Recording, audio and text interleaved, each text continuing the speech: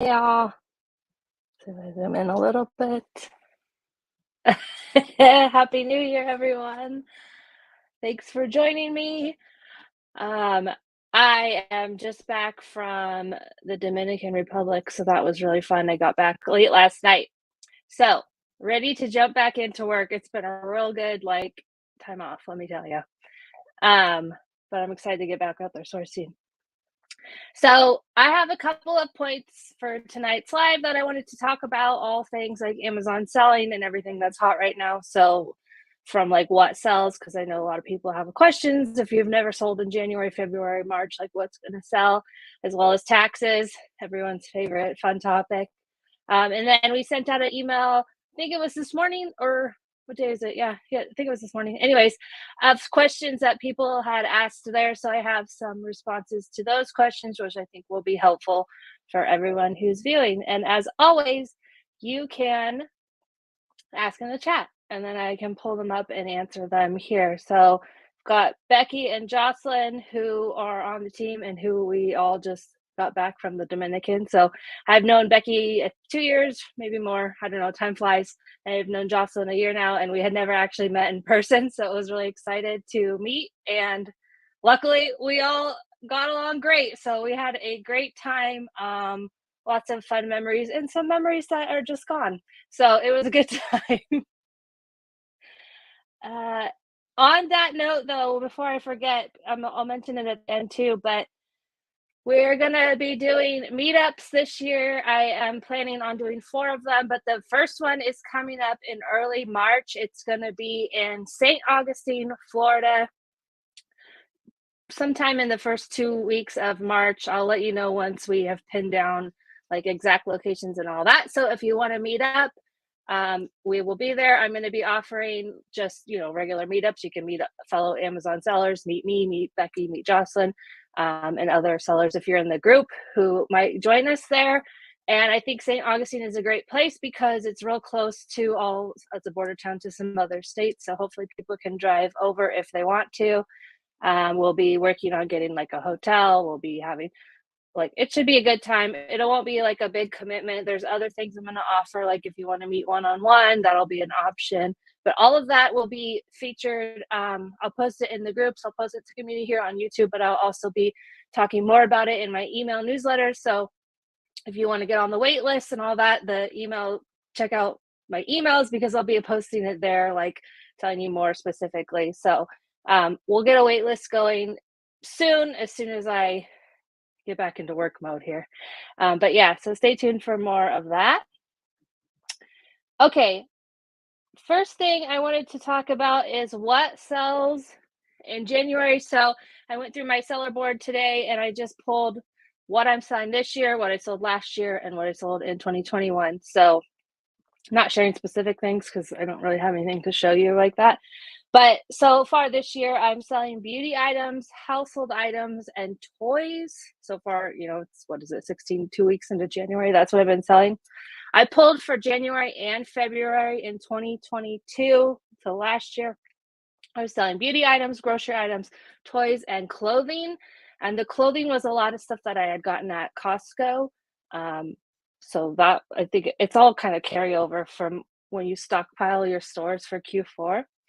And then in 2021, I sold beauty, health, grocery, toys. So basically, all the same things that I sell year round. When I was looking at it, there's really nothing like special.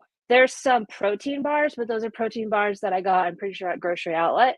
So those are always at Grocery Outlet here and there throughout the year. So there's really nothing like special like this time of year. Like, yeah, you can do the weight loss supplements. They might do a little better right now, but I'm selling vitamins, toothpaste. I made a whole list. Let me pull it up. Medicines, OTC type stuff, teas, soups, candy, protein bars, lotions, basically everyday items that I'm selling year round anyway. So you don't have to necessarily think like there's something specific that you should be selling right now. I sell toys year round. I'm always selling toys. So right now I haven't gone sourcing in a while. So all the stuff I'm selling is stuff that I bought in like November and early December. So it's just stockpiling my store so that because I knew I was going to have that time off. So just everyday staples. They're gonna sell all the time. It's stuff I got at Ollie's, stuff I got at grocery outlet, like I said, Costco. I didn't specifically notice anything that was like TJ Maxx or all that, although I know I sourced those stores. But those stores kind of ebb and flow with product as the rest of retail does. So you'll see a lot of stuff. I did a short about Walmart, and everyone wants to comment, "Oh, my Walmart doesn't look like that." I got a lot of Walmarts. Not all of them look like that, but you're not going to know if you don't go to Walmart and look. And let me tell you, they are all redoing their shelves right now for their spring resets. So there is going to be stuff on clearance better now than maybe a couple of months from now. So definitely just check. It's not going to hurt you to check, especially if you're already sourcing anyways. Let's see. Listing, computer error. Let's see. I need to add it as a variation. If you can do the generic instead of adding the UPC, that's a way to get around the variation. I know that there's some people in the groups in my community that have created a variation listing, so I know it's possible. I have never been able to do it. Amazon will like send you a form they want you to update, and I could just never get that to figure out. So I know it's possible if you have the time and want to dig in, but you can also just create a listing on your own by doing the generic instead of actually adding in the UPC.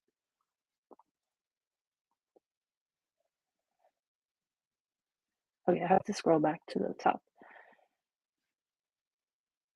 Lucky Charm, Becky, Brian, Verena, Latasha, Tracy, Dawn, Janet, Juju, come to Florida, Nikki. I will be in March. Let's see. Slacker wannabe. Do I have a video that explains sales tax? I do. It's a little bit old. I'm going to redo one, but essentially, all you have to do is pretty much nothing now, because if you only sell on Amazon, I'm not a tax expert, so please do your research outside of me. But Amazon remits all the sales tax for all the states. Missouri was the last state to get on board and pass the law, which is the marketplace facilitator tax law. So now Amazon is getting the sales tax for the applicable sales. So, you know, every state's different. Like some states tax groceries, some states don't tax grocery, all that kind of stuff. So every state is different. So they know all that and they have that in their system. And so Amazon now is taking the tax of the customer and passing it right on to the state that it's due. So it's a lot easier now than it used to be, now that all the states are on board. If there was another specific question, let me know about that. And Jocelyn said there's a blog also that I have that like recaps that video.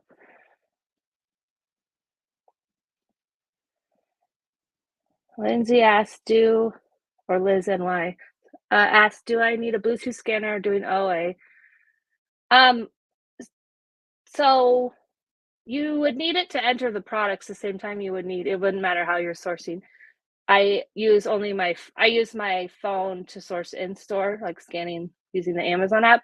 But when I get home, I have my UPC scanner to input it all. So, I mean, if you want to manually type in the UPCs, you wouldn't need a scanner at all, but it gets kind of tedious and they're super cheap.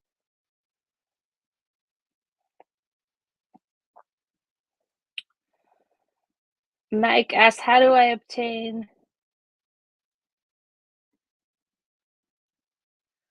SKU labels for my own branded products? So if you mean, okay, so I don't know if you've ever noticed this. I saw them a bunch in TJ Maxx, or not TJ Maxx, Tuesday Morning over Q4.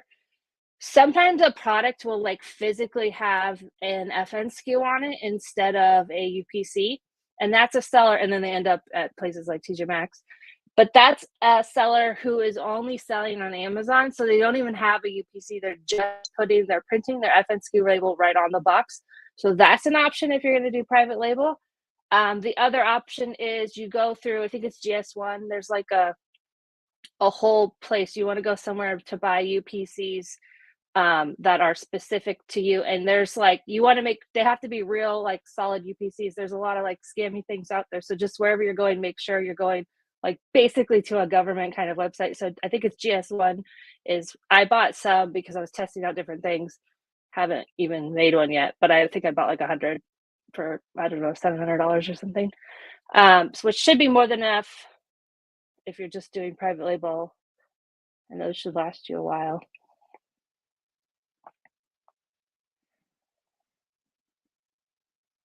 Let's see. Brian, I mentioned a slide. Are you doing a presentation? I don't know what I was talking about. I'm not doing a presentation there. It'll just be that the meetup will just be like maybe a lunch or a dinner. We're still planning it all out, like just to hang out or cocktails or something, to hang out with other sellers and meet up. And then I am offering like the separate one-on-one, like very limited, like probably 2 or 3 spots only of one-on-one in-person sourcing. The Shanty Bee asked, if you're doing RA, do you create listings? I have only this past Q4 started creating my own listings for bundles just because I'm testing out and trying to work into that program. But other than that, I'm like 99.9 of my products I'm selling, I'm already listing on products that are already have great listings, have great ranks, and that means that they're selling. So that's why you can use the rank to see if the product is selling. I have when you sign up for my newsletter. So if you want to know more about the meetups, but when you sign up, you get a free download that comes instantly right back to you. And in there, I have my rank guidelines for new sellers. I say new sellers because obviously once you get the hang of this, do whatever you want to do, go higher in the ranks, test different things. But that's like a safe, this item in this category with this rank is going to sell within 90 days. So it's like a safe guideline to help you not do any bad buys and really help you learn like what the training wheels or like bumpers for bowling. So there's that part of it.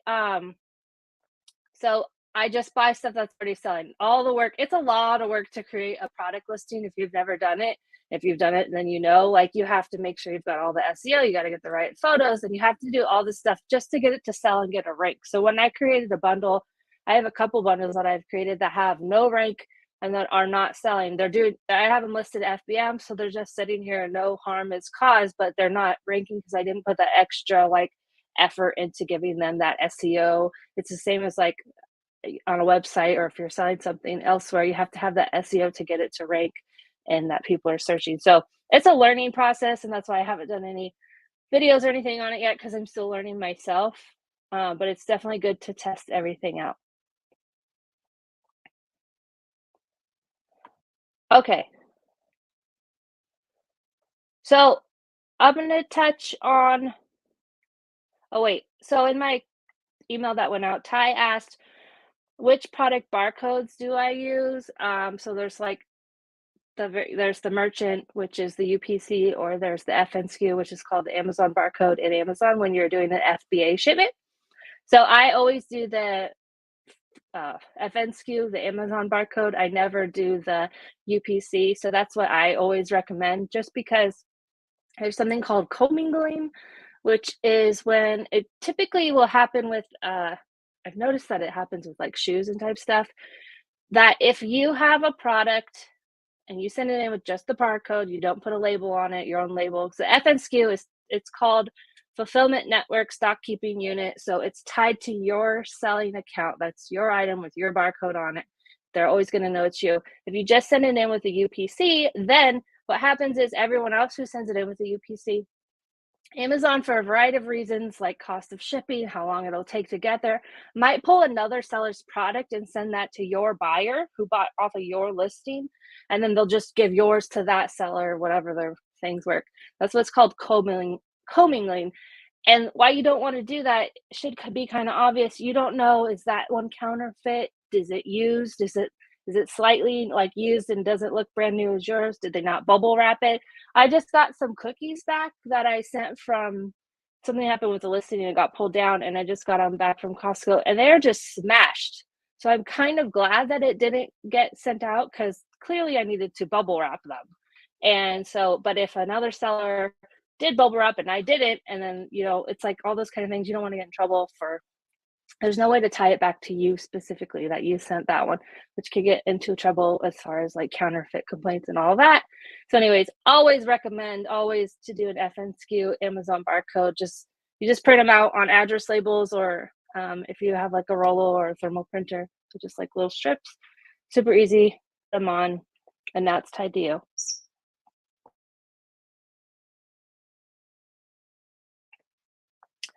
So Shay asked for clarification on taxes.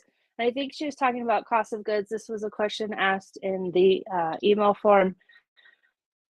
And she was saying, so she pays tax when she buys the thing, and she's like tying that into her cost of goods.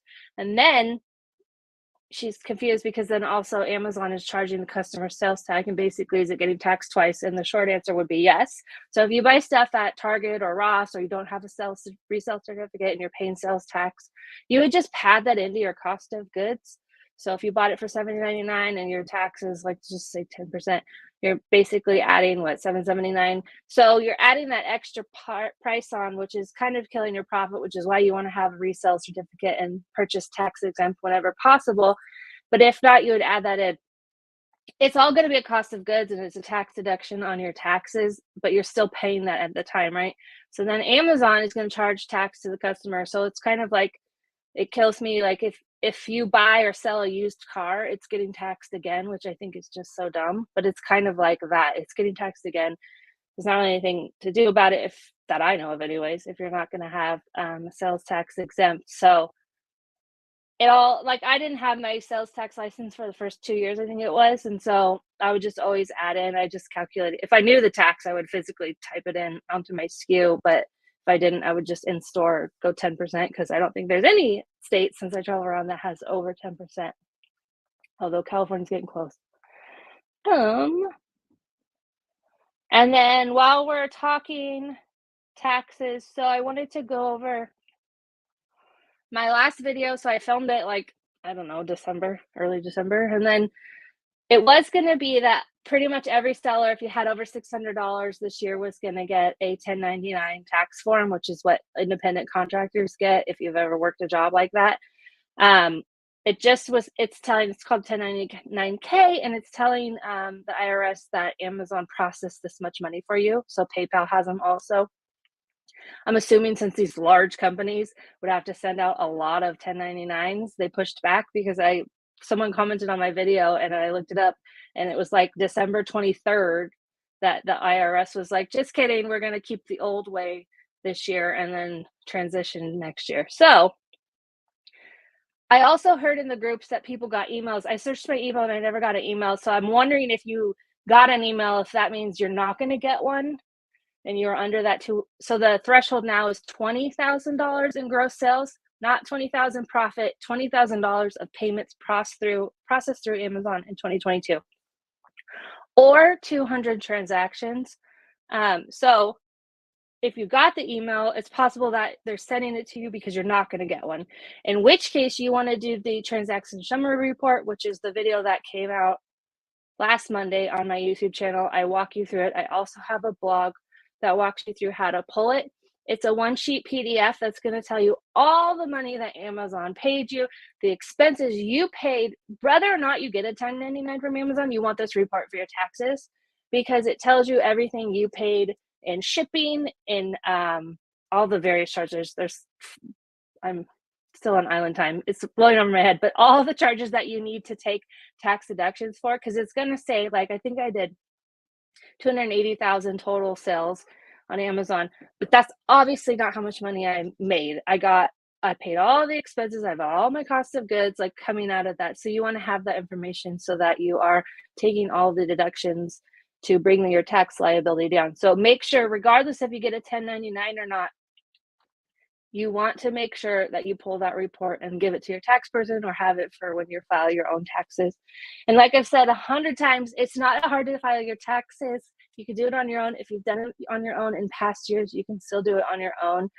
If in past years you've had TurboTax, or someone else do it for you, You can also have them do it. It's no different. You don't need a specific Amazon person. Any business type tax person knows how to do it. You're just running a business. So that video walks you through how to pull that report if you want it. Again, I think it was the January 9th video. I'll make sure it's like my top one when we're done with this live. Let's see. Okay.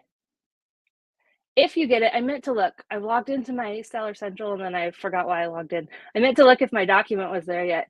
If you are going to get a 1099, I think it's this week or the next week that it should start populating there. They don't always tell you, but sometimes you'll get an email about your tax document library. So it's just in reports, and there's one that says tax document library, and you should be able to pull it right from there.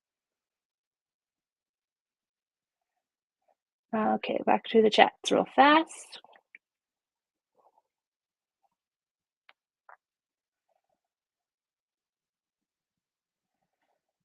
Latasha, sorry. Do you have instructions in your Bolo group for OA for newbies? I don't have any OA specific instructions, and there's the Bolo group is just leads that we're sharing, so you can find them OA and post OA leads, so that's totally fine. But I don't have any specific. I have various videos out there. I only am newly into OA as of last year, like fully, because I traveled a lot, so it made it more difficult to order online. But it's no different than RA, like as far as processing an item to see if it's good or not. You still have to go through all the different checks. So I have a ton of videos on that, but it's just the process of finding the item that would be a little bit different. I did do a tactical arbitrage video not that long ago.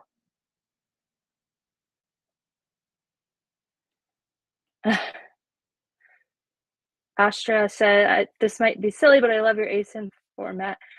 My SKU format is, I'm assuming what that is.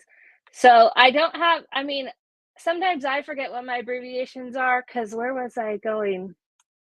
Something with a BU. It was like a weird store, and I was like, have I done this one before? I just make them up to whatever I know off the top of my head. I mean, I could put together a list, but it's really like Walmart WM or Target. I do TGT. So it's really just varies. Tuesday morning and TJ Maxx get a little confusing sometimes. So I have to make sure I put like a J for TJ Maxx. But yeah. So if you're not familiar, the way I abbreviate the way I make my SKUs for my products is that I'll do, so the store I bought it from, so Walmart, WM, how much I paid, BE or B for break even, and then I do the break even price. And the reason I do that is so in my managed inventory, when I'm repricing, I know what my break even price is or what I paid for it in Seller Board, which I use all the time. Then I know how much I paid for it, and I can really quickly enter the cost of good there, because you do have to enter your cost of goods. That won't pull through from anywhere because it's nowhere in Amazon, and it's just pulling from Amazon. In Inventory Lab, I also enter the SKU because it processes through, but in Inventory Lab, you can put in how much you paid for it. So I really recommend making a SKU if you don't. I know some people also add on, because you can make it whatever you want. The only place it shows up for a customer is on your FBM orders. If you include a packing list, it'll show up there. So just make it something that is not obvious to the customer. But people add like dates and times that they bought them. So whatever you need for your back end of your business, you can add to your SKU. I just keep them simple like that. Shrek got a letter that they're not getting a 1099.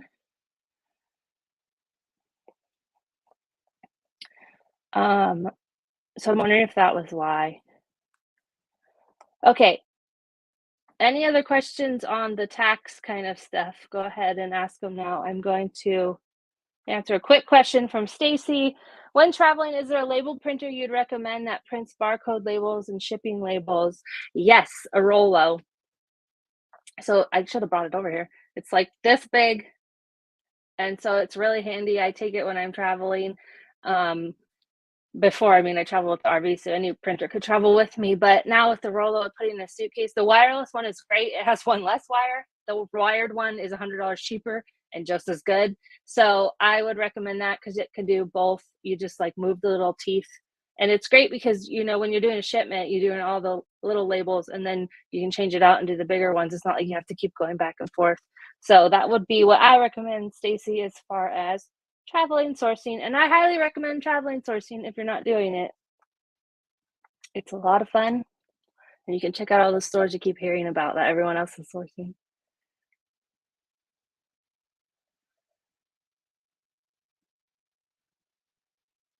Tracy, how often do you check your prices and reprice? Okay, great question. So I just did it today, but I was slacking. So I didn't take my laptop with me last week. And before that, I think I did it in the first week of January. But you really, you don't need to reprice every day, but it is good to know what's going on with your stuff. So I would recommend repricing at least once or twice a week. And repricing does not mean lowering the price, undercutting the buy box, all that stuff. It just means being aware of your pricing. So I go through all my items and I sit in front of the TV, I got my laptop and I'm just doing it. And I'm clicking through to see, because if that item that I got is now losing money, I don't need to drop my price. I can keep it a little bit above my break even or at my break even, whatever you need to do for your business. But if it's only one seller who's dropping the price by $5, but everyone else is $10 more or whatever, then raise the price. There's so many times that I raise the price where I'm like, oh gosh, it's gone up and it's only this one seller now lowballing. So you don't have to be the lowest price to win the buy box. I have a whole video breaking down the buy box because it's driving me crazy.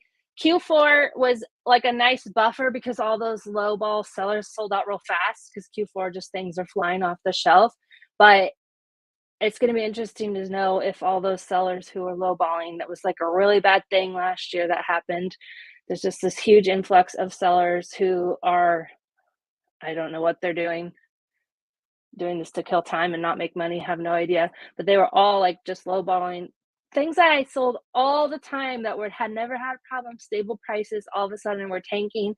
It was incredibly frustrating. So I'm excited, hopefully, to see if they jump off or they didn't make it. They realized they weren't making money and they gave up, because so many sellers quit if they don't know what they're doing, because it's a lot of time and effort to make little money. You can go work a 9 to 5 and make more money than doing this if you're not doing it right. So hopefully.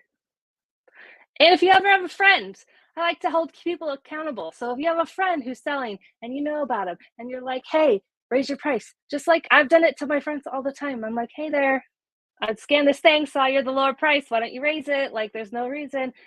You don't have to be rude about it, but call them out, let them know, hey, let's raise the boat.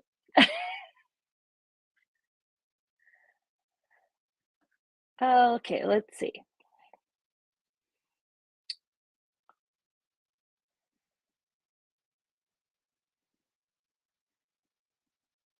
Okay, I've heard about this questionnaire. Zach asked, I'm used to seeing the congrats screen on the auto approval. Lately, I've been seeing something like a questionnaire. Is this new? Yes, it's new. And I've also, so they've been doing these like random questionnaire quiz things on different aspects. So, like if you got dinged for some things in your account health, they might make you do this random questionnaire. Like it's this, they're like in a real Amazon, as in like a real big change, hopefully for the better, but it's just mostly annoying. Like also, if you, last week, I'm sure you noticed the big white box just freezing on your Amazon seller app. And if you delete your app and re-download it, the box will go away. But that happened last week. There's all these things that I think they're rolling out to help us. It's just a real pain in the process. So if that happens and it's just a questionnaire and you can, fill it out and you're approved, doesn't hurt to ask. Always ask for approval, always, because you never know what you're going to get auto approved in. So if it says you're restricted, but you can request approval and see if you can get approved.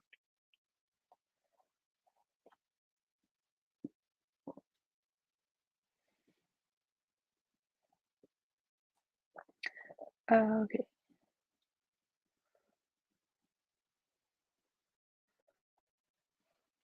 Nate says they noticed their Q4 is a little different than last year. Hopefully in a good way.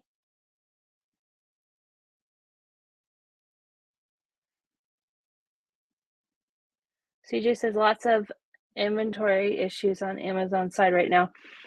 Another thing I noticed for myself and also came up in the groups is that in the Bolo group that a lot of things are they're marking as expired and they're not necessarily expired. And you can like fight them on it and open a ticket and say, hey, yeah, this is not expired. Please go physically look. I've got a ticket open for 2 months now to the point where I'm just going to ask for it back and then just FBM it. But if you know they're not expired, there's things that don't have a date on it that they're saying they expired because they're just products that don't have a date on them. So it's kind of annoying. So I'm asking for all those back. I literally just did that today.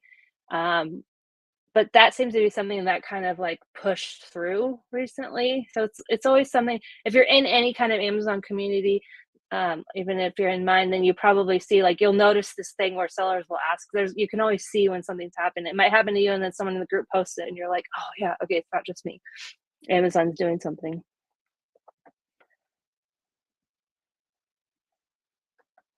Okay, this went hand in hand. So Caitlin asked in my email form, is it normal for warehouse to remove grocery items 3 whole months before they expire? I had some things unfulfillable for the reason expired. They didn't expire until the end of February. So yes, so it the 3-month March. So anytime I'm sourcing, I don't keep track of what 90 days from now is. So I literally will Google in store what's 90 days from today, and there Google will tell you. But that 90 days, so that means if I got it, here, let's do it real fast. Woo, drop my phone.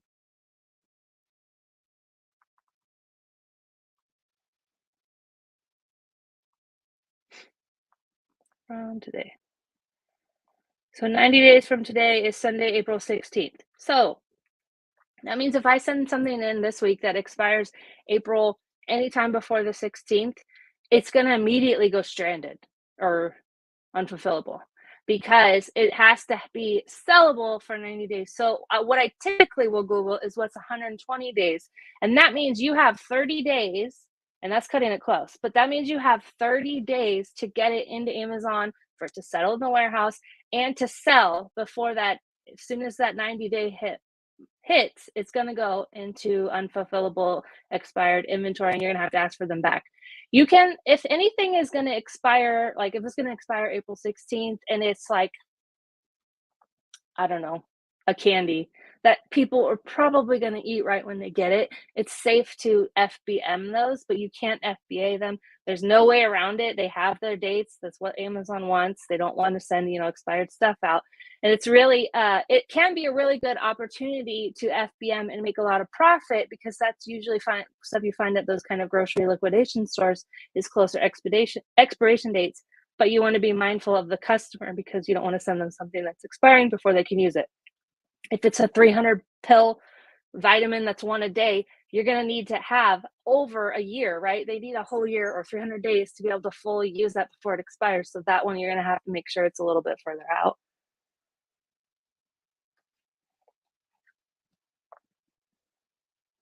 Is it?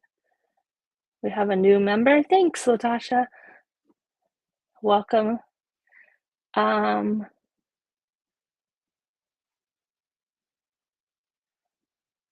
Victor asked, how many people are sourcing grocery outlet? I don't know. It's a regional store, so it's only where it's at. I know there's some grocery outlets in the South that are different, and there's the ones I source are on the West Coast and Pennsylvania. I don't think retail arbitrage is dead. I don't think it's harder to find products. The price tanking more than anything is what's killing it at the moment, like making things more frustrating.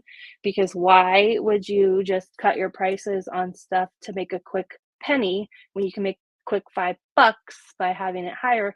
And not only that, you can make that $5 day over day over day all year long because you can find it and source it year long because it's selling at that price. But what happens when everyone starts dropping the price is that no longer is a replen, and everyone wants to know about replens. You do not have a replen if you are dropping the price. That's just how it is.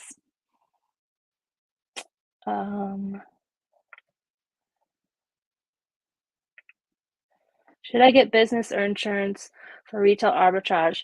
So It's a personal business decision if you should get it or not until Amazon tells you you need it. So I think a wave of emails went out because it did come up in the groups that people were asking about insurance again. If Amazon asks you for your proof of insurance, they have a very specific, it's like, I think it's $1 million or something, in gross, whatever. It's like a general liability, something. I don't know. They have it all on Seller Central, but if they ask you for it, you have a month to get it, and you can get it pretty much anywhere. I feel like everyone, it's like car insurance, shop around, get the best price. The prices will vary. Some people pay by month. I pay by year. I think it's like $450 a year. I went through the Hartford, but you could get the Hartford through anyone. Again, it's like insurance brokers, all different things. So I know some people have State Farm. So if you already have a bunch of policies, home, car, whatever, then ask your person if they also do it. And you just want to make sure there's like a very specific, it's basically adding Amazon to the policy, but there's a very specific kind that it needs to be. And it's all in Seller Central if you, or you could probably Google it and get there faster, but just shop around for it. And whether or not you want to get it before Amazon asks for it is totally up to you. But once they ask for it, you are going to have to get it. And normally it's once you've done $10,000 in a month of sales, but they might ask anytime.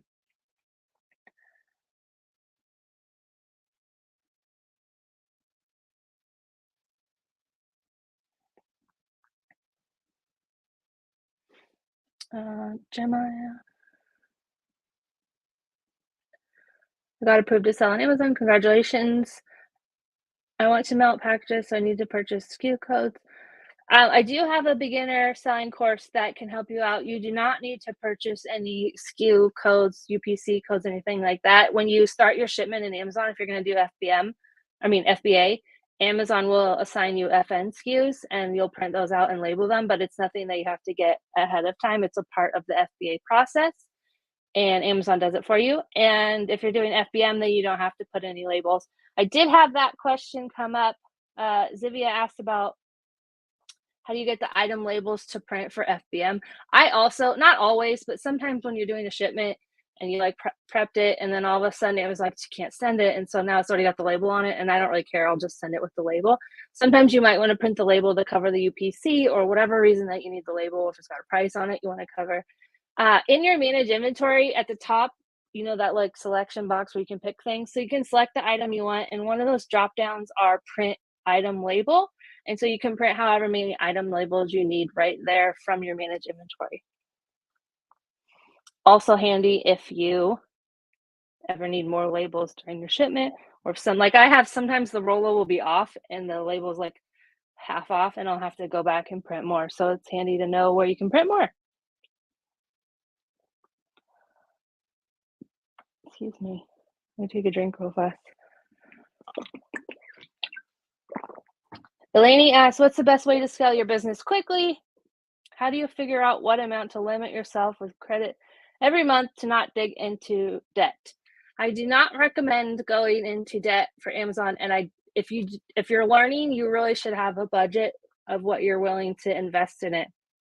So when I started, my initial investment was $1,000 and then I kicked in another 500 or so, and that was it. So I wasn't using credit cards at the time because I just wasn't using credit cards in general at the time. And so it didn't occur to me to use a credit card, plain and simple. But if you do use a credit card, I would still give yourself that budget of what you're comfortable losing, because it could be that this just isn't for you or you can't figure it out or whatever. You can make it work if you want to, but it could be just not for you. The timing's not right. Life gets crazy. Something happens. So you don't want to go crazy into debt learning something, especially if you're on the fence about it. So I would say pick a number, whatever that number is, whether that's cash on hand. And it's going to take a while. It took me 4.5, 5 months to get my first, where I paid myself out of profits, everything I made. So if you're going to sell, spend $1,000 on inventory, it's going to take a while. That stuff's going to have to sell. It's going to be 4 to 6 weeks before you ever get any money back from the things you sold. So your money's going to be kind of tied up for quite a while, and you just have to keep snowballing it over. You really can't pull any money out and make this work. You have to set aside. So if you can set aside a chunk of money that you're going to set aside and just keep investing that back into your business. It'll help that snowball grow to where you have more inventory and more inventory, more sales, and eventually more profit. Once you do that, what I always did was I say was because now I'm on salary for my company, so I just have a salary. But what I did when I was paying myself from straight Amazon profits was that I would take there's two pay I let my payouts go every 2 weeks. So if you don't ask for a payout from Amazon, they're gonna automatically send it to you every 2 weeks. So I would take the first payout and pay off the credit card because now I was using one credit card to buy inventory. So I would pay off the credit card, and the second payout that would be like my paycheck. So it didn't matter what it was. I mean, obviously, it was more than I needed. I would just put the money back into the business. But that's how I would do it, alternating. This payout is for my business. This payout is for me to live, pay my bills, all of that. So whatever at the end of the day is going to work for you. But I tell people when they email all the time, like, if you need money to pay your bills now, Amazon is not the way to go. But if you have the money to invest, you can get, work. I would love to work at Trader Joe's or Costco. Work somewhere, work a job that you can do this on the side and grow it, and so that you have money to pay the bills. And then you can also build this up to be able to quit that job if you don't want it. Or hey, maybe you can work somewhere where you get a discount and then you'll get stuff to sell on the side. So I would do whatever works for you, but don't go into debt. If you are just learning this and you don't know what you're doing, just pick a number that you're fine with losing, because maybe you won't get it back. If you keep at it, you'll probably make it back, but maybe you won't. So you have to be okay with losing it, and think of it like a hobby. Just like, you can drop a couple $100 into a hobby, whatever that hobby is. You got to kind of think of it like that, so that you don't I don't want you to think that you're going to get rich doing this, because you may not ever get rich, but you might live a stress-free, go on vacation whenever you want, make money while you're sleeping kind of life. But you're going to have to work at it, and it's going to take some time to build it. Let's see. I think that was all my questions from that one. So I'm going to go back through the chat now. If you have any questions, make sure to drop them.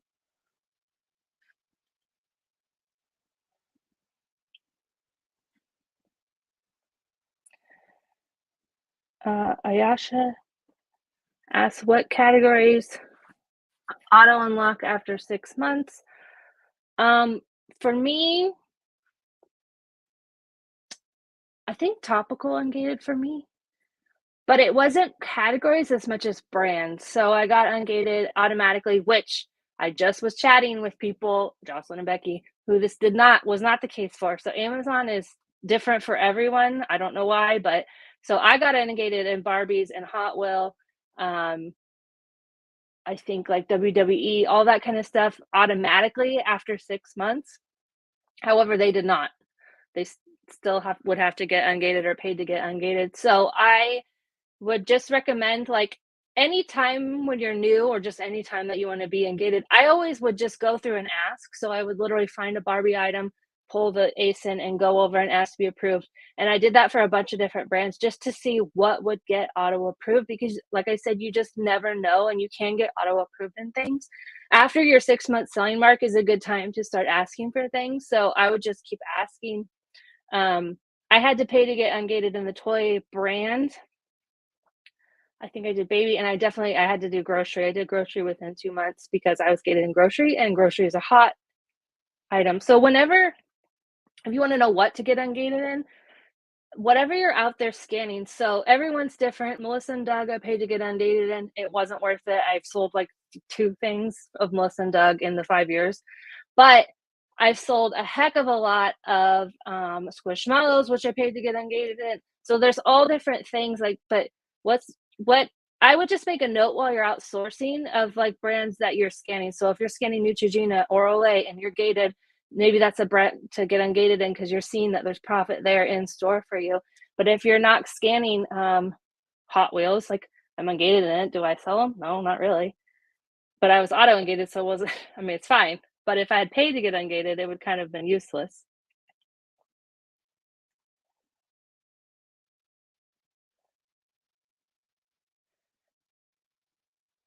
Okay, let's go back.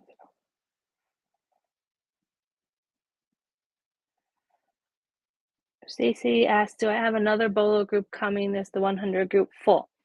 I'll do another Q4 group, but at the moment there's just the regular, I call it the retail arbitrage Bolo group, the original group. It's still there and it's super active and helpful, not only from leads, like that's the main purpose of it, but it's just a community of awesome sellers helping you with all different Amazon questions throughout the day. And then there's the 100 group, which is not full, but that is like there's an application for it in the regular Bolo, but basically step up. But that's a super like elite.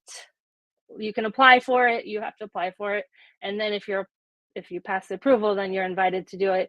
But it's limited to 100 people, and you have to be in the Bolo group sharing on-time Bolos, valid Bolos, like a contributing member of the group for 3 months before you can apply for that one. So if that's like it's like a pathway, of course, to the Bolo. So like we have a live hangout tomorrow night in that group. It's a really awesome time just chatting with other sellers, and I learn a lot personally in there, so I know others do. So that's like your next step up. But the regular Bolo group is there if you want to join.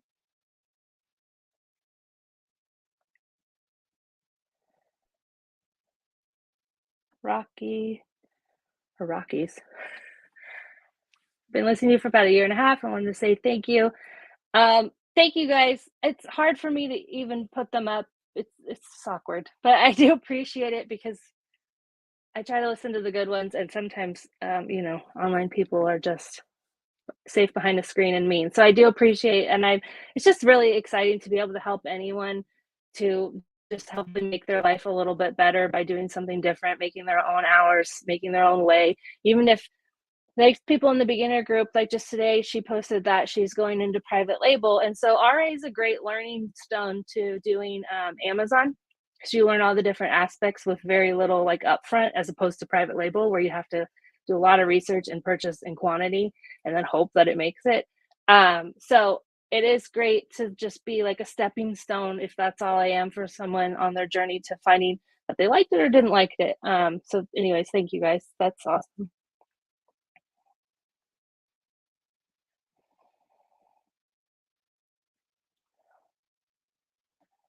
Gail asks, will I post this stream? This will be live on my YouTube channel, or I guess not live, but the replay will be on my YouTube.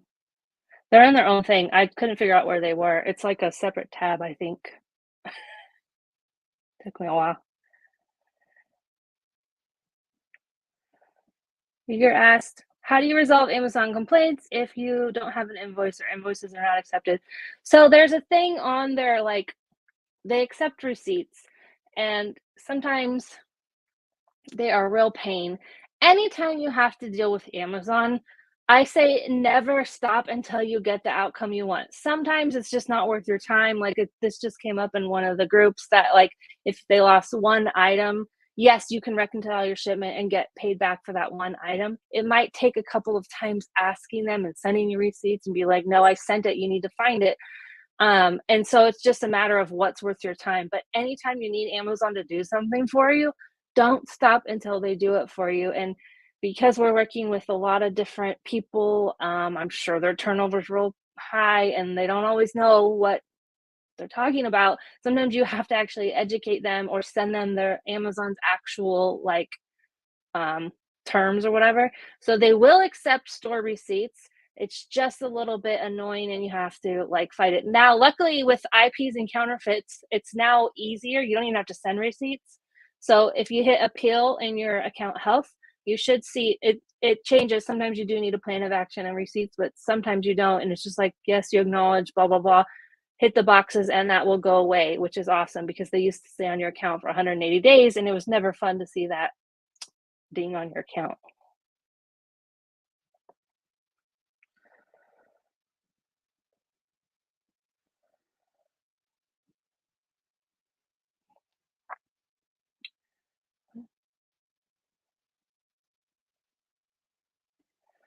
Ungating question.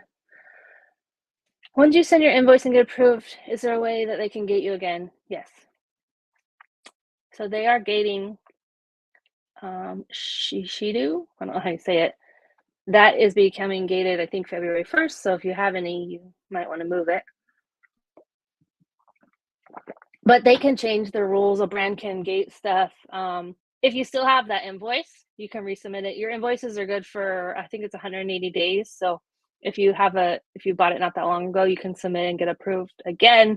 But yes, they can do that sometimes. It doesn't happen very often, but sometimes. JB, is seller board's profit accurate? Yeah, I've pulled between Inventory Lab and seller board to see, and it looks accurate to me.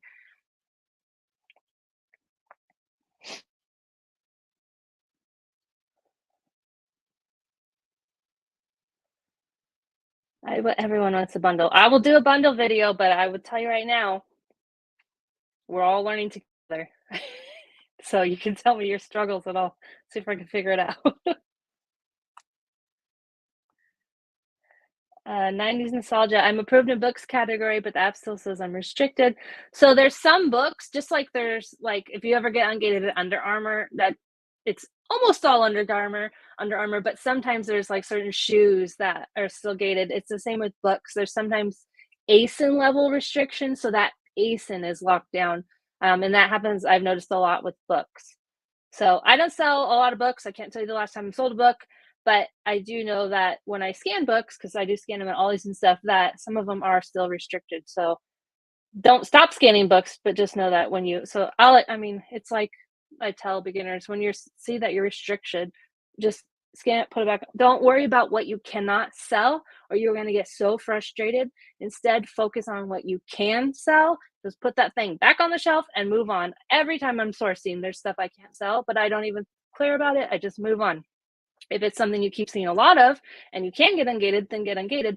But if you can't, put it back and move on. Like TJ Maxx, like half that beauty aisle, I don't even scan because it's premium beauty and I can't sell it.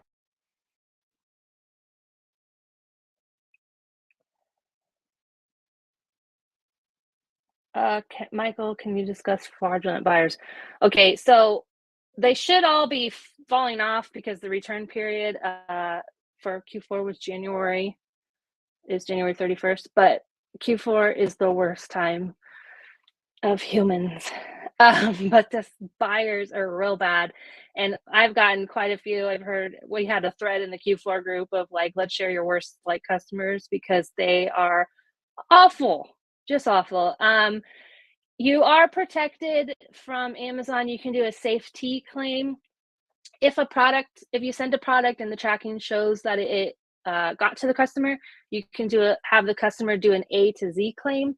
If it's the carrier's fault, then you get reimbursed, the customer gets reimbursed, and it does not affect your account health because it was the carrier's fault. And that only works if you purchased FBM. Sorry, I'm talking about FBM, A to Z claim. If you purchased the product shipping through Amazon, if you purchased it through a different like pirate ship, or you went to the post office and paid for it there, you're not protected, which is why I always suggest FBM orders through Amazon. So FBM, you got an A to Z claim.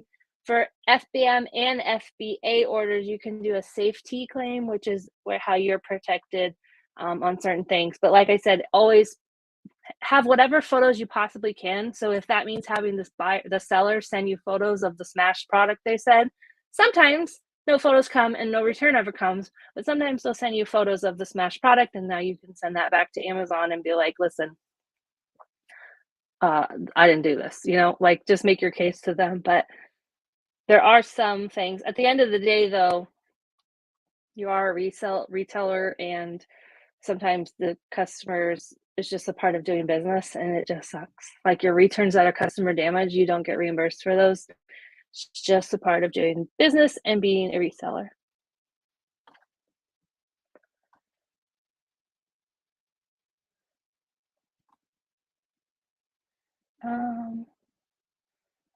Do you sell on other plugins for stuff that is not gated? I have, or that is gated, ungated. I sell like clothing and some of my bikinis on Poshmark, and so I've just been putting stuff up on Poshmark. I have not yet made an eBay, but it's in my plan to do eBay because my storage shed has quite a few things that are just sitting there that I either didn't make a bundle for and planned to, or the bundle got pulled down because I mentioned this in another live, but I gave myself a potential IP because I was trying to list the Starbucks product and Starbucks got flagged. And so I deleted the listing, the potential IP came down, and now I had all the Starbucks coffee. So just I took some of it back, but then there's like trying to figure out where to move it. And so definitely need to get moving on that stuff.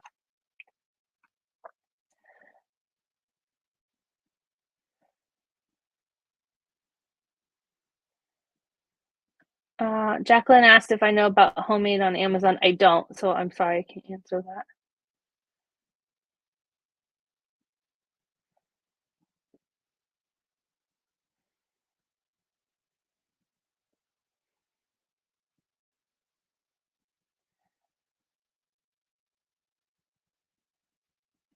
Uh, does Amazon reimburse you if they break an item while shipping?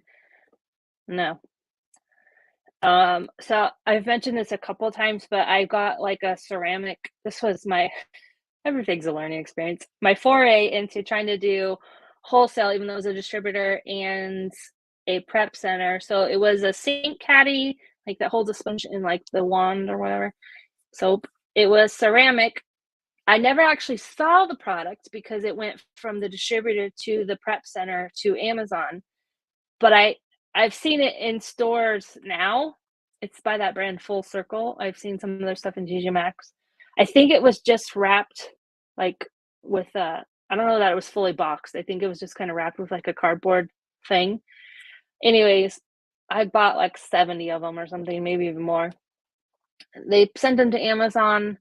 I don't know if they bubble wrapped them. I can't remember anymore. Anyways, Amazon was sending a ceramic sink caddy in a padded mailer.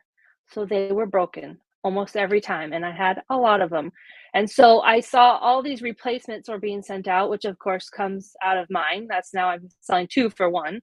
And then I got like a voice of the consumer or whatever, where it was so bad that they pulled the listing.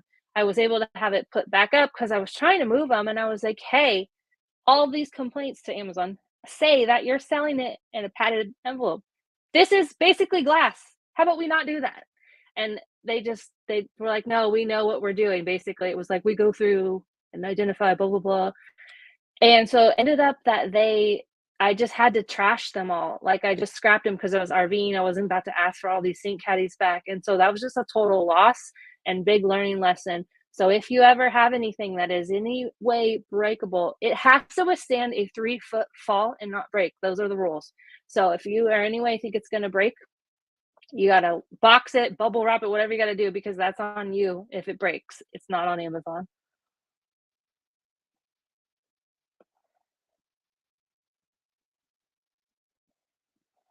Timothy, what method do you keep track of your OA purchases? I am not good at it at all.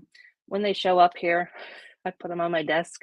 But I did ask in a group because it was getting kind of crazy. So some people have an Excel sheet, which I think is super handy because then if you're ordering online, you're on a screen, so you can just pull it up.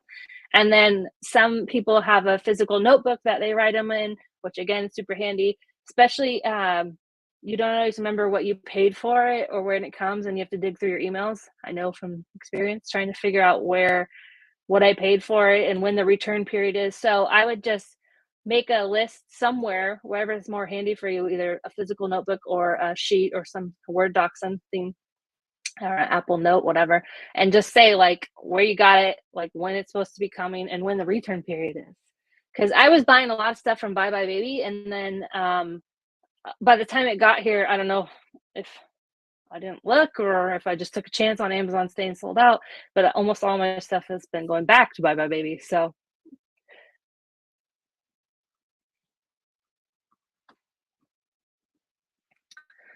Jacqueline, if Amazon processes a refund to our customer and we never receive the item back, how do we get the item or pass the cost to the customer? So, if you're doing FBM and you see that request for a refund, whatever, come through, auto authorized, you do not refund the customer until you physically get it back, because I mentioned earlier, I've got 5 or 6 now. I only got 1 of those back. They're still sitting there as auto authorized. You can track it because it has the tracking for the return. They're still not sending them back. So after they don't send them back in time, you get your money back from Amazon. If it's FBA, the customer has I think it's 60 days now to send the product back, or it's 60 days before you get reimbursed for it. I think the customer actually only has 30 days once they say they want to return it. If they never send it back to Amazon, I'm sure if you've returned stuff to Amazon, like as that day approaches, they'll be like, hey, you need to send it back or you're going to get charged again. So they have that whole period, and then there's another like 30 days for it to get back to Amazon. After that, you'll get reimbursed for it if they never send it back. But if you're doing FBM, just make sure you get it back in hand before you ever refund them. Otherwise, you may not get the product back and you refund them money, and Amazon is not going to reimburse you for that.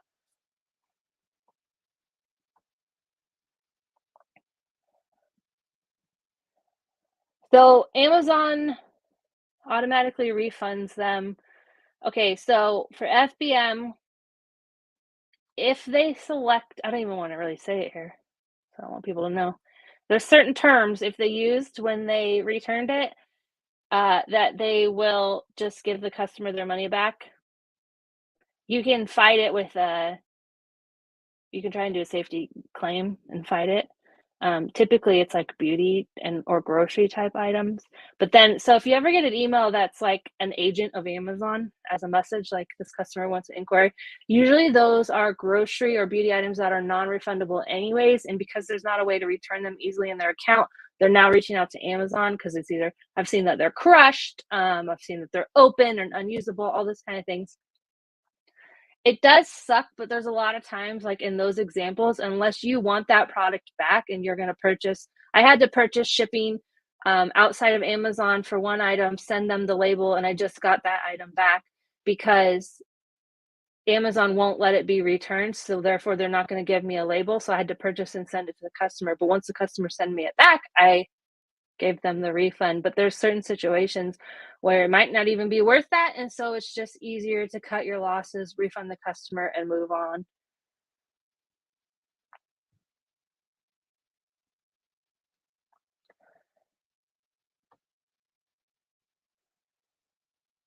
Okay. I think that is it. I think I've gotten through most all the questions here.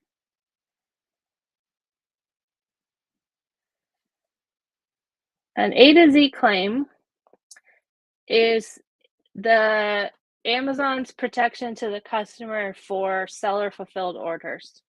So it's basically like Amazon guaranteeing that the buyers can buy from third party sellers, which is us, safely. It's because they're not buying from Amazon directly.